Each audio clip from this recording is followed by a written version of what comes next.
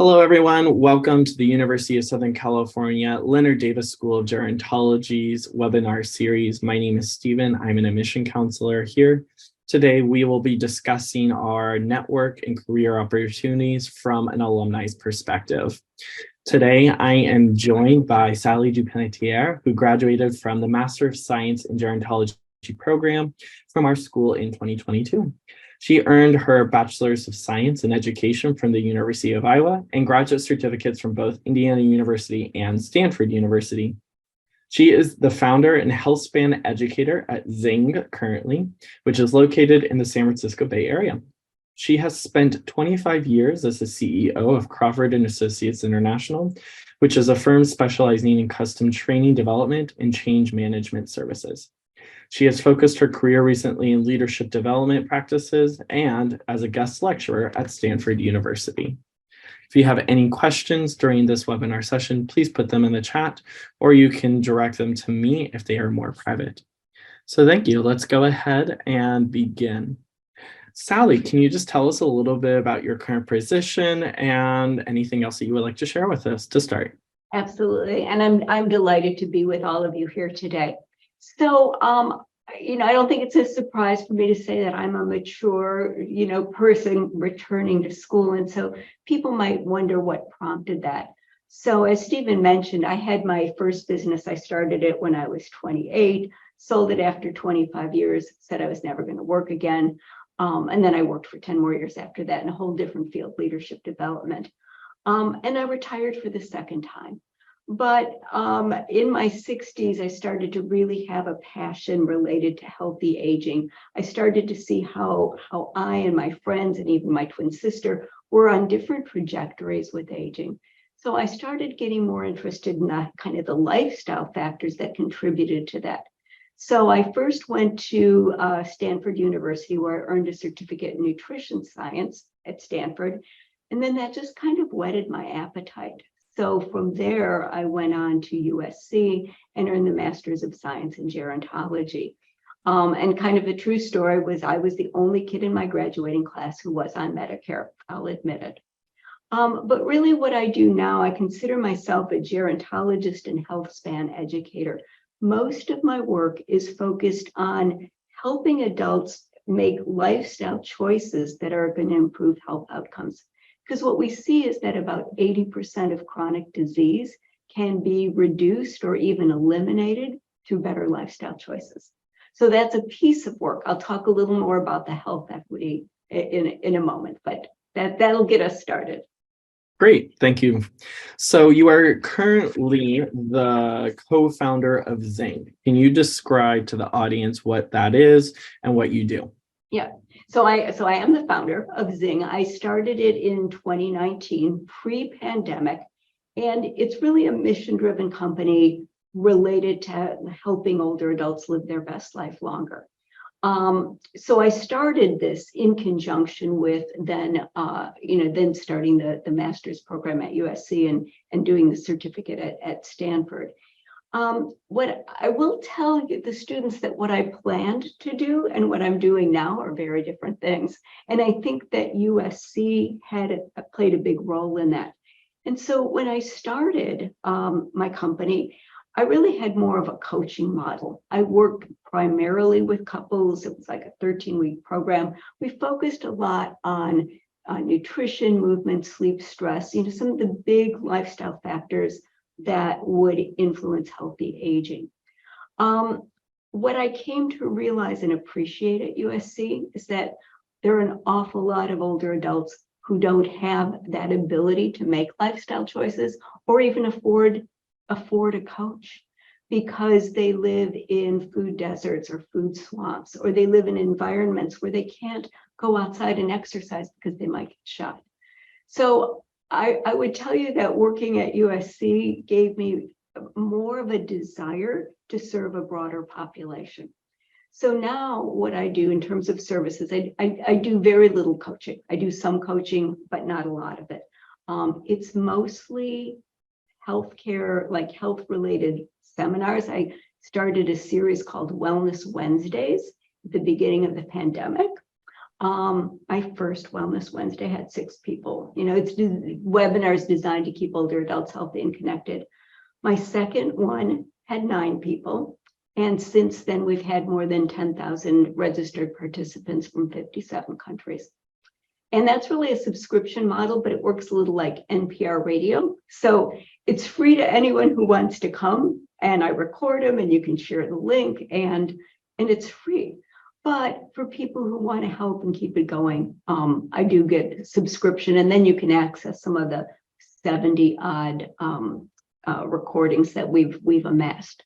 So I spend a lot of time doing that. And then I will tell you that I'm doing nonprofit work, which is actually where I'm at today with respect to food insecurity. And I'm happy to talk more about that. Wonderful. Thank you. Your podcast and the way that you've modeled this and the lectures and the information that you're sharing is so important.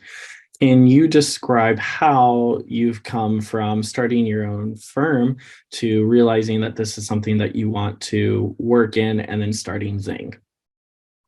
Yes. So I just want to make sure I understand your question. So starting my own firm when I was at 28 or starting it in my 60s? How did I start that first one? The first one, the one back at 28.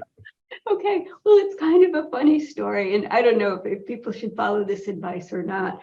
I think sometimes, you think something is going to be really, really hard and you don't do it because you put your own barriers in the way.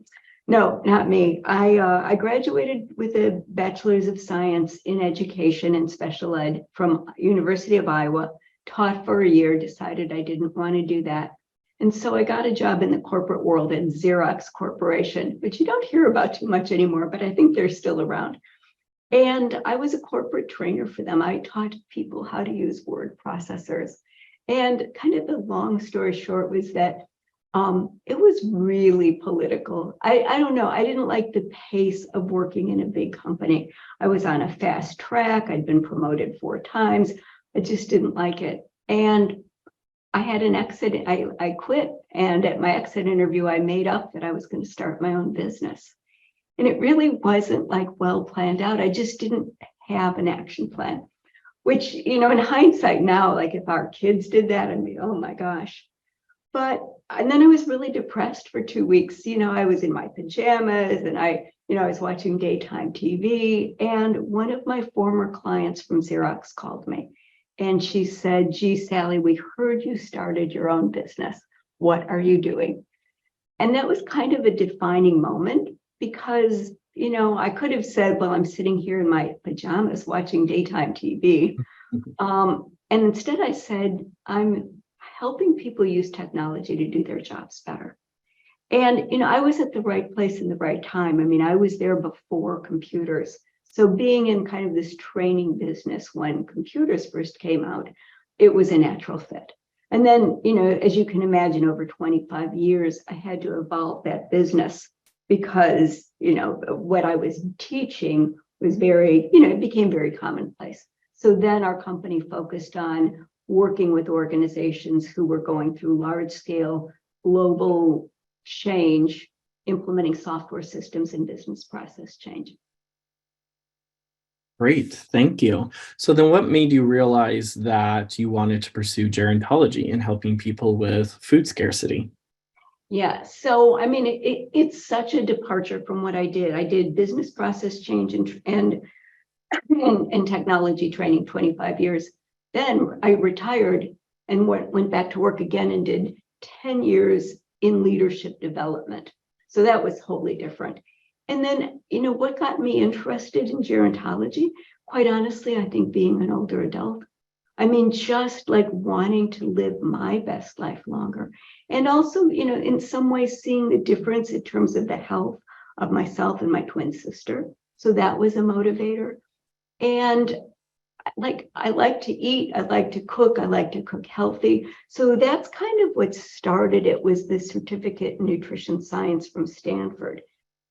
And I think at USC, I was very interested in, there was a nutrition and longevity course, which I was like, oh my gosh, that's what I want. I would have had to take 2 years of science prerequisites. I have no science in my background. And so that's it's part of why I opted for the Master's of Science in Gerontology. But I really, as a part of my USC journey, I've really fallen in love with research. And that's kind of what I'm doing now, and I'll be happy to share that with you. I'm very, very interested in doing research. So can you explain that research? How did the program help you to continue the research that you're most interested in? Sure. So, and again, I'm speaking to my fellow students, but what class was it? Gero 591, I don't know, research methods with Paul Nash and Jennifer Alshire. And I was nervous because I do not have a math background. I do not have a science background. But I guess I love reading papers. I love doing research. I love trying to answer research questions. But what helped me enormously, and this is something I'd recommend for other students, is I got an internship where I had a chance to do research. And mine was a little wonky, my internship, but it was the best part of my whole program because I approached my professor from the nutrition science class at Stanford. And I said, could I do an internship at Stanford? And I'll tell you, it was kind of first of all, I had to get him to agree. Secondly, we had to get permission from Stanford to even do an internship with USC. So it was a little wonky. But what we focused on, my research was on the link between dietary patterns and cognitive decline. And I will say to anyone who has an opportunity, learn to publish a real paper. I mean, it is so different writing a paper for school, for Professor Nash, or writing it for nutrients, like even figuring out where do I get it published and trying to figure out when you go through peer review, what do you do with that feedback? How do you respond? I mean, it was such an incredible learning curve. And we got our paper published. I mean, so I don't know that we were either one of us expecting it. Our paper was a critical review of the study of neuroprotective diets to reduce cognitive decline. And what happened was then that set the stage for the work I'm doing now at the University of, at Indiana University. I'm working on a graduate certificate in qualitative research, and I'm studying the health and well-being of caregivers of family members of Alzheimer's patients. So what I'm saying is that the initial work I did related to dementia and Alzheimer's has carried through into my current research. And once you had that research opportunity at Stanford, how did the classes in the Master of Science in Gerontology program help you frame that research or be able to put it into practice? So it's interesting. I mean, I think what it did was give me greater interest in dementia and Alzheimer's. So, I mean, I'll give you an example. I was taking Roberto Vincenada's class on nutrition, exercise, and health outcomes. But then, I did more of a deep dive into the relationship between what we were learning and dementia. So it made me focus more on dementia. Great. And did you have any background working with dementia research in any of your prior experiences? I did not. I get that question a lot. For example, people have asked, do I have family members with dementia? I do not. It's something that actually, it terrifies me. And it's increasing exponentially. And the challenge is not only for the patient, but for the caregiver, because caregivers are at far greater risk for comorbidities, reduced lifespan, and even Alzheimer's themselves because of the burden of caregiving. Great. Thank you for that answer. How having this kind of perspective of being an older adult and healthy aging, and you were talking about your sister, how does that perspective help you with the work that you're doing now? Well, I think being an older adult, I have a deep empathy for what it's like to be an older adult. It's just, so the empathy is natural. I'll tell you where it's a little bit, I'm going to say a little bit of a limitation, and I know it was one of the questions that was on your list, is do I go on for a PhD? because I loved school so much. After finishing at USC, I really wanted to do a doctoral program. The challenge is that most of the doctoral programs that I was interested in, and I was looking primarily at a PhD in health behavior, because even though we know so much about what we can do to live our best life longer, we don't do it. Like, why not? They were 5-year residential programs. And it meant that I would need to move and disrupt my life to go on for the PhD. Part of what I loved going to USC was it was an online program. And I fully planned to come down there and be on campus and visit, and then we had COVID. So, oh well. So it's been a little bit of a limitation. I'm still looking. I quite honestly, I'm very happy at Indiana University with the graduate certificate program, because I'm able to do research. I'm able to be a co-PI. I'm able to publish. The very first class that I took, I did research, I published that. I'm in a second class now. I'm publishing that research next month. And so it's satisfying. But I still think being more on the mature side of the curve, it's harder to get into a PhD program. Mhm. And it sounds like a PhD program is not necessary for everyone. And our programs do have that research component where you can learn about it and go out and pursue research approach within the Master of Science in Gerontology program that you took, looking at policy, looking at sociology, psychology, and biological processes. Going in without that kind of hard science background, how did you feel knowing that you were going to have to incorporate biology and psychology into some of your courses? So a little nervous about biology. Before I started at USC, I did an online course from the University of New England, where I had to literally they shipped a box this big with all my lab stuff, and my husband would come home and I'd have the goggles on and the Bunsen burner.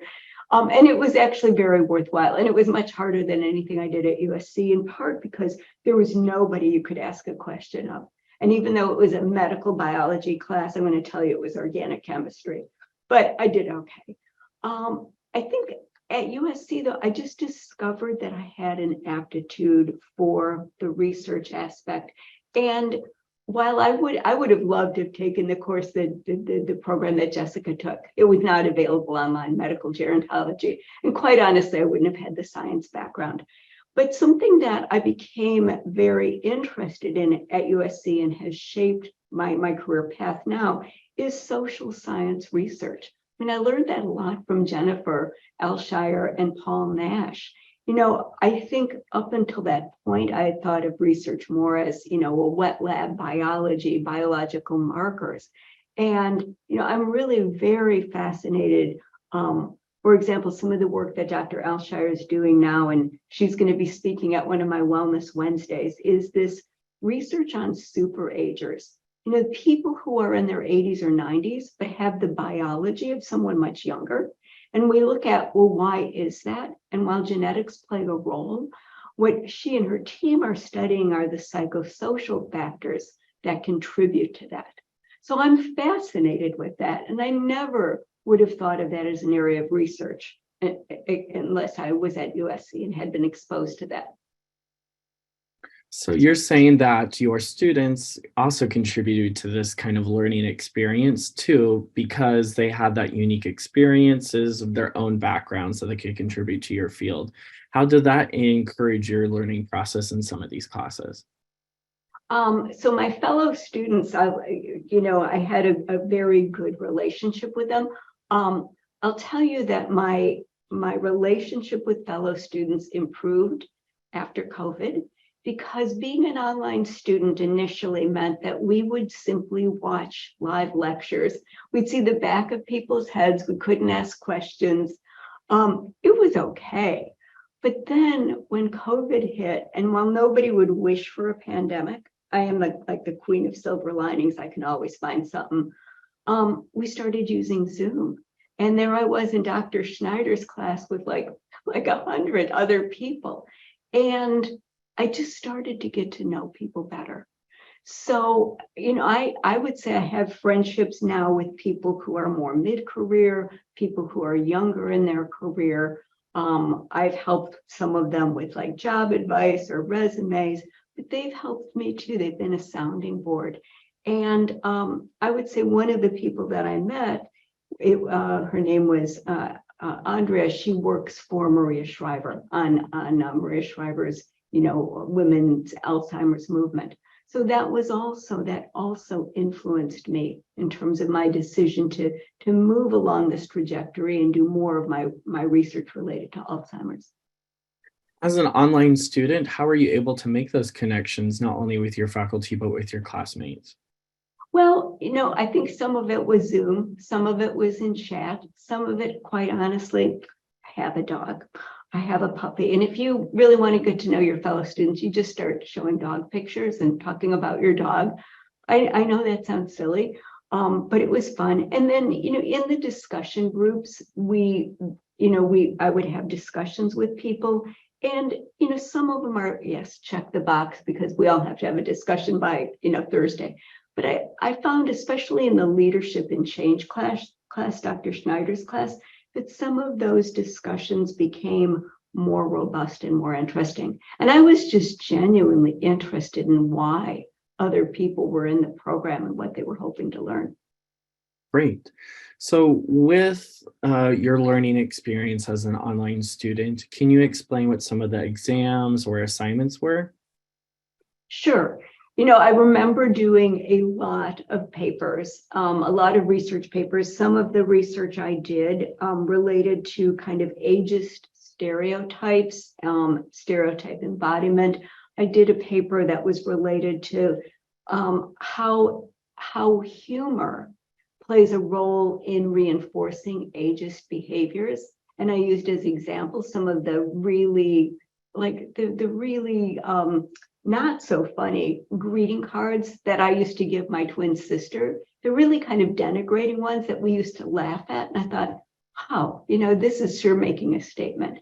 And I did a research project. I think my favorite class outside of my internship was the mind-body connection. And that was Dr. Nash, and I forget the other professor's name. But that was fascinating. And I did a study related to the link between purpose in life and longevity and decreased risk of more comorbidities. And interestingly enough, the link between reduced risk of Alzheimer's and purpose in life.